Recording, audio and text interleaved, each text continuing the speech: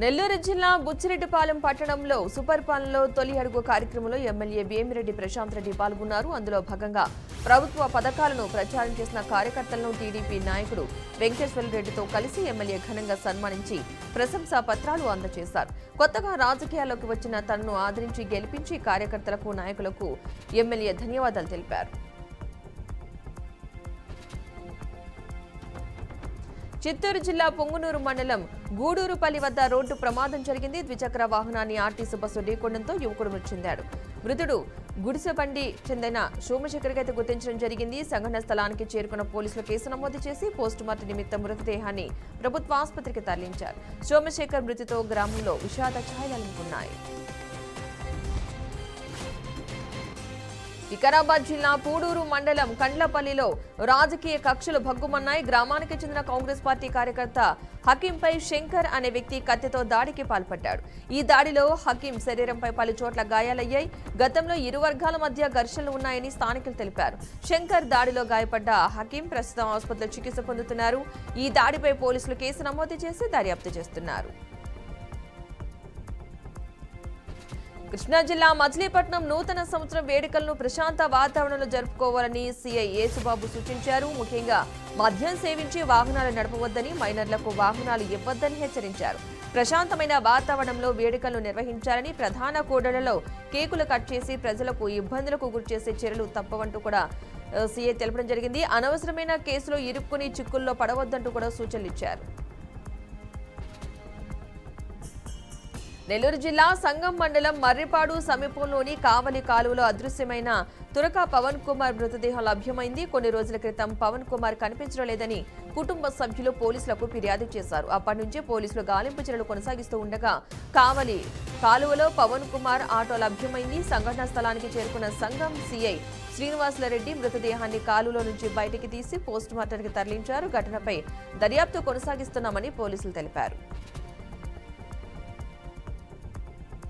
బాపట్ల జిల్లా చీరాలలో దట్టమైన పొగమంచు కురిసింది. దీంతో రహదారులను పూర్తిగా కమ్మేసింది. వాహనదారులు వాహనాల లైట్ల వెలుతురులోనే ప్రయాణాలు సాగిస్తున్నారు. చీరాల కారెంచేడు రహదారి, జాతీయ రహదారి, ఫ్లైఓవర్ బ్రిడ్జి ప్రాంతాల్లో పొగమంచు కప్పేయడంతో వాహనదారులు తీవ్ర ఇబ్బందులు ఎదుర్కొంటున్నారు. మరోపక్క చీరాల రైల్వే స్టేషన్ పరిసర ప్రాంతాల్లో కూడా భారీగా పొగమంచు కురుస్తోంది. తీవ్ర చలితో ప్రజలు ఇబ్బందులు పడుతున్నారు. ఏలూరు జిల్లా కొక్కునూరు మండలం ఇబ్రహీంపేట గ్రామంలో గోదావరి ఇసుకను కొంతమంది వ్యక్తులు ట్రాక్టర్లు పెట్టి సొమ్ము చేసుకుంటున్నారు.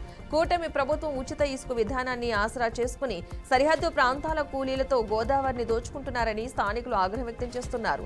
గతంలో రెవెన్యూ అధికారులను కంప్లైంట్ ఇచ్చినా కనీసం స్పందించలేదని, రోజుకు 1000 ట్రక్కుల ఇసుకనైతే తరలిస్తున్నారంటూ తెలిపారు. ప్రభుత్వం దీనిపై తక్షణమే స్పందించి ఇసుకను అక్రమంగా తరలిస్తున్న ముఠాపై చర్యలు తీసుకోవాలని గ్రామస్తులు, ప్రజలు కోరుతున్నారు.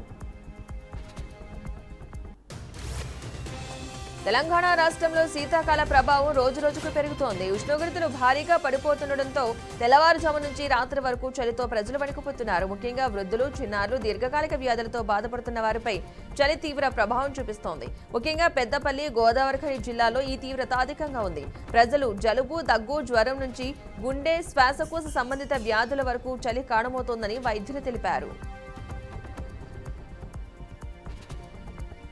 తెలంగాణ రాష్ట్ర ఎన్నికల సంఘం మున్సిపల్ ఎన్నికల ప్రక్రియను స్పీడప్ చేసింది. 117 మున్సిపాలిటీలు, 6 మున్సిపల్ కార్పొరేషన్లలో ఓటరు జాబితా తయారీకి తీసుకోవాల్సిన జాగ్రత్తలు, పాటించాల్సిన నిబంధనలపై రాష్ట్ర ఎన్నికల కమిషనర్ రాణి కుముదిని వివరించారు. మున్సిపాలిటీ, మున్సిపల్ కార్పొరేషన్ పరిధిలోని వార్డులు, పోలింగ్ స్టేషన్ల వారీగా ఓటరు జాబితాను సిద్ధం చేయాలని ఆదేశించారు. ఏపీలో స్క్రబ్ టైఫస్ పాజిటివ్ కేసులు పెరుగుతున్నాయి. గత 2 ఏళ్లలోనూ 1000కి పైగా కేసులు వచ్చినా అధికారికంగా మరణాలు నమోదు కాలేదు. ఈసారి ఏకంగా పాజిటివ్ కేసుల్లో మరణాల సంఖ్య 22కు చేరింది. అన్ని జిల్లాల్లోనూ కేసులు నమోదవుతున్నాయి.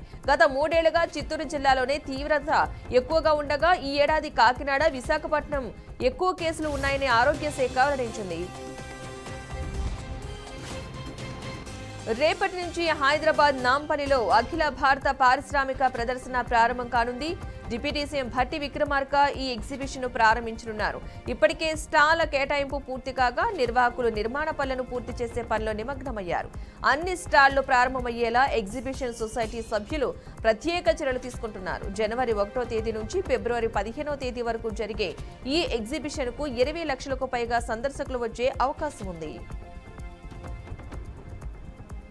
కామారెడ్డి జిల్లా దోమకొండకు చెందిన మహిళ ఓ యాప్ను నమ్మి 1.68 లక్షలు మోసపోయింది. యాప్లో ఆ మహిళ గత 3 నెలలుగా ఒక్కో టాస్క్ చేస్తూ కోరిన విధంగా డబ్బులు పంపిస్తూ వచ్చింది. పెట్టుబడి పెట్టిన డబ్బుల కంటే ఎక్కువగా డబ్బులు జమైనట్లు యాప్లో కనిపించింది. ఆ మొత్తం తీసుకోవడానికి ప్రయత్నించినా విత్డ్రా అవ్వలేదు. దీంతో తన మోసపోయానని గుర్తించిన మహిళ పోలీసులను సంప్రదించింది. బాధితురాలి ఫిర్యాదు మేరకు సైబర్ మోసం కింద కేసు నమోదు చేసినట్లు ఎస్ఐ తెలిపారు.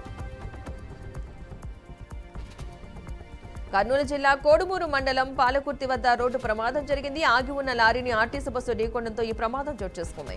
ఈ ఘటనలో 4 ప్రయాణికులకైతే తీవ్ర గాయాలయ్యే. చికిత్స నిమిత్తం బాధితులకు కర్నూలు ప్రభుత్వ ఆసుపత్రికి అయితే తరలించడం జరిగింది. బస్సు డ్రైవర్ నిద్రావస్థలో ఉండడమే ప్రమాదానికి కారణమంటూ కూడా పోలీసులు తెలిపారు.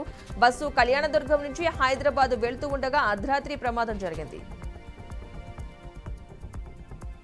కర్నూలు జిల్లా కోసగి మండలం సజ్జలగూడెం గ్రామంలో దుండుగులు ఇంటిని లూటీ చేశారు. కురుమ గర్జప్ప తన తల్లి సిద్ధమ్మను ఆరోగ్య సమస్యలు బాగోలేకపోవడంతో స్థానిక డాక్టర్ దగ్గరికి తీసుకుని వెళ్లాడు.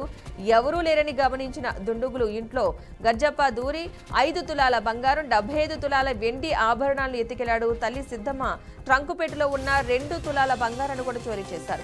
ఈ ఘటనపై బాధితుల ఫిర్యాదు మేరకు పోలీసులు కేసు నమోదు చేసి దర్యాప్తు చేస్తున్నారు.